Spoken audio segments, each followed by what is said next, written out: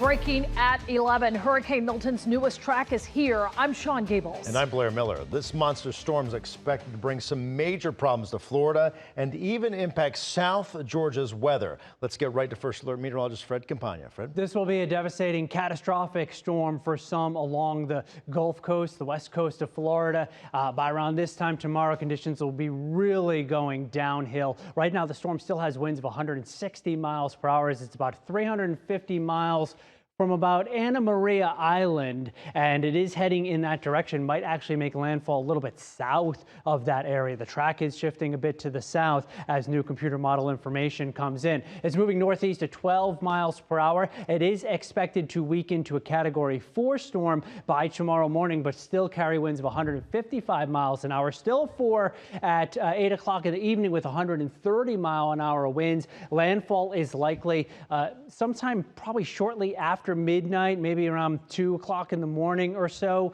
And you can see that the cone has shifted a little bit further to the south, so it now includes the Fort Myers area. It still includes Tampa, but the center of that cone right now is closer to around Siesta Key, the Venice area. Port Charlotte may get significantly impacted by the storm surge from this storm, which will be mainly along and to the south of the storm's track. It crosses central Florida as a Category 1 hurricane. Now, this slight shift in the track to the south means that there is a lower chance of getting tropical storm conditions in South Georgia. I still think we'll see some wind gusts around 40 to 45 miles an hour down around St. Simon's Island. So there's that track. Again, all of these cities in for a major impact tomorrow night as Milton comes ashore with a 10 to 15 foot storm surge, 80 to 120 mile an hour wind gusts, and along and at the northern part of the storm's track, 10 to 15 inches of rain on the way. Around here,